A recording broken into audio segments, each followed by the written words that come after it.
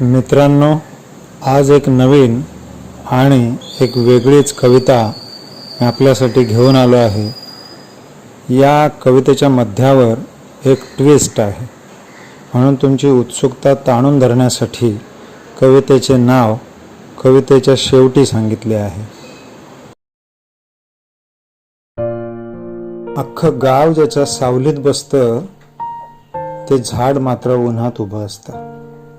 अख्खं गाव ज्याच्या सावलीत बसतं ते झाड मात्र उन्हात उभं असतं। मग झाड एकदा म्हणाले, उभं राहून थकलो बुवा, थोडा वेळ सावलीत बसतो।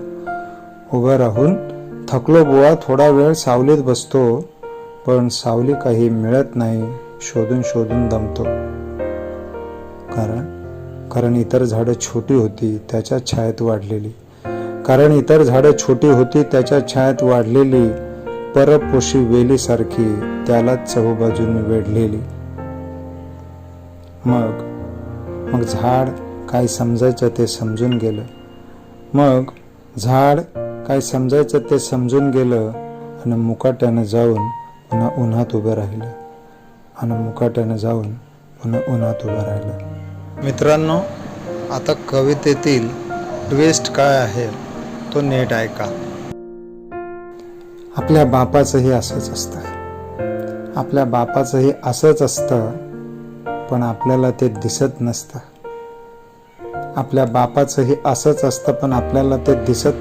किंबहुना तो असेपर्यंत आपल्याला ते जाणवत नसतं। तो गेल्यावर कळतं की आपलं काय हरवलं। पारखं झालो त्या विचारांच्या धनाला, जे त्याने जाईपर्यंत भरवलं। बस बाबा तुमच्याविषयी काय लिहू जास्त, कारण आभाळाविषयी किती लिहा ते कमीच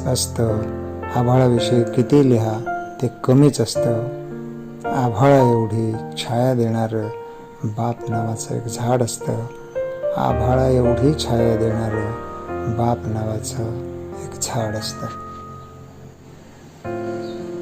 कवितेचं नाव आहे बाप नावाचं झाड।